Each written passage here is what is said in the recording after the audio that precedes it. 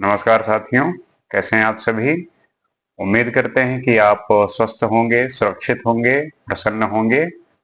जैसा कि नित्य हम किसी न किसी वीडियो को लेके बात करते हैं, किसी विषय पे बात करते हैं, उसी में आज बात करेंगे कि कैसे यूएसए ट्रम्प जो है टैरिफ इंडिया पे लगा रहा है, उसका क्या इम्पैक्ट पड़ रहा है और उसका जो इम्पैक्ट है उसकी वजह से इंडिया का क्या रिस्पॉन्स है और क्या इस टैरिफ का जो प्रभाव है वो एक तरफा है या जो है हिपोक्रेसी के भी एक हद होती है। जैसे कि ट्रंप ने अभी 25% टैरिफ इंडिया पे लगाया है और उसके साथ साथ पेनल्टी भी इम्पोज किया है और इस बात को लेके इंसिस्ट कर रहे हैं कि जो ऑयल है वो रसिया से नहीं खरीदना, यूएसए से खरीदना है। और इंडिया ने है अब जो है इस बात को लेकर रिस्पॉन्स किया है, उसने कहा कि मैं जो है रसिया से ऑयल तो खरीदूंगा ही, क्योंकि रसिया हमेशा ऑल वेदर फ्रेंड रहा है और उसकी वजह से अगर रसिया से जो ऑयल हमें सस्ता पड़ता है, हम किसी दूसरे कंट्री से क्यों ऑयल खरीदें जहां पे हमें वो ऑयल महंगा पड़े और उसकी वजह से हमारे देश में जो ऑयल का प्राइस है वो ज्यादा बढ़ जाए। तो मैं वहां से खरीदूंगा जहां से मुझे ऑयल सस्ता पड़ेगा। और जो ट्रंप साहब कह रहे हैं कि आप रसिया से ऑयल मत खरीदिए, तो सबसे बड़ी बात तो ये है कि अगर हम रसिया से ट्रेड नहीं करेंगे, अगर रसिया के साथ ट्रेड ना करें तो आप भी मत करिए। अब सबसे बड़ी बात तो ये है कि यूएसए की जो रिक्वायरमेंट है, जिससे उसकी पूर्ति होती है, जिस जो चीज उसको चाहिए वो तो इंपोर्ट करवा रहा है, बट हमें मना कर रहा है कि हम जो है उनसे ट्रेड ना करें। तो ऐसा कैसे हो सकता है। जैसे इस समय यूएसए जो है रसिया से यूरेनियम हेक्साफ्लोराइड मंगवा रहा है, उसे वो अपने न्यूक्लियर इंडस्ट्री के लिए, पैलेडियम मंगा रहा है इलेक्ट्रॉनिक व्हीकल के लिए, और फर्टिलाइजर, केमिकल्स, ये सब कुछ जो है रसिया से मंगवा रहा है, इंपोर्ट करवा रहा है और उसके साथ ट्रेड कर रहा है। और हमें मना कर रहा है कि हम जो है रसिया के साथ जो है ट्रेड ना करें।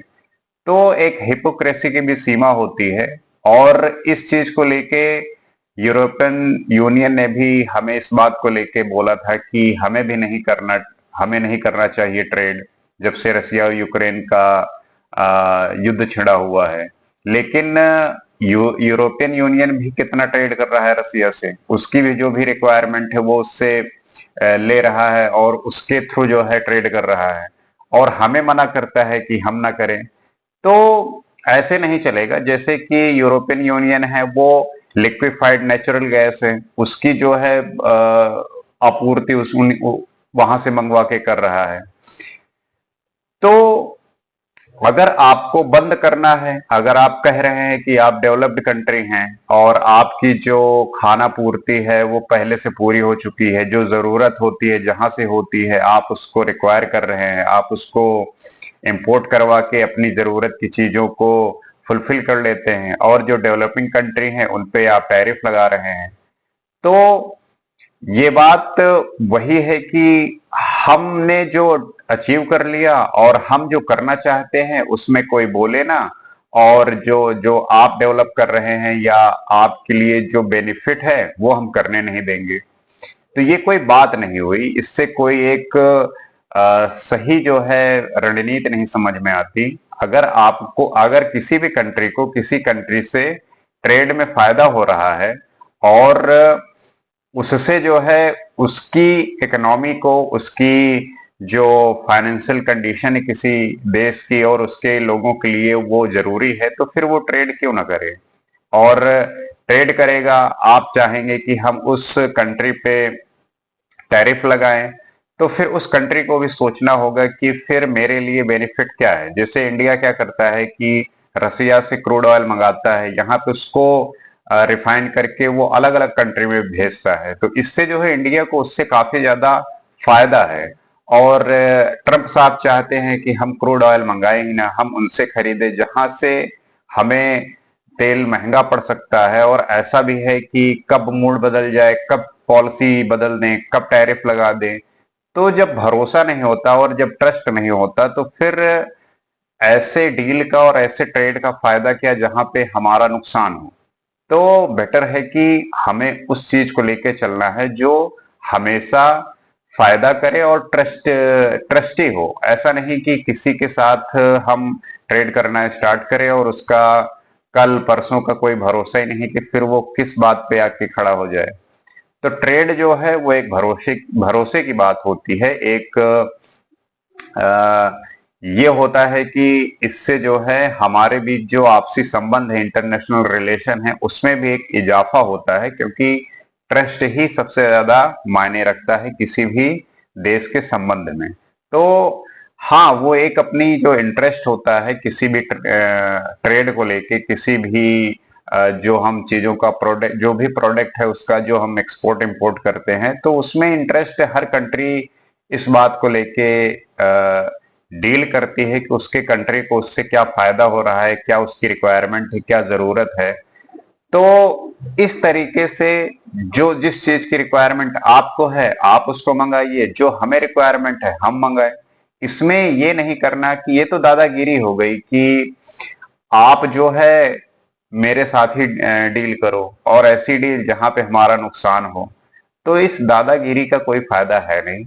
आप वही बात हो गई कि आप चाहते हो कि मेरे हिसाब से दुनिया चले, तो ऐसे नहीं हो सकता। अगर आपकी पॉलिसीज, आपकी जो ट्रेड में वॉल्यूम है, अगर उतना भी नहीं है और उसमें किसी भी कंट्री का वो फायदा नहीं है जहां जहां से उसको किसी और कंट्री, वो और कंट्री कर रहा है कम दाम में या सस्ते में, तो फिर कोई कंट्री आपसे क्यों ट्रेड करना चाहेगी। आप जबरदस्ती करके फिर उसका फायदा क्या है।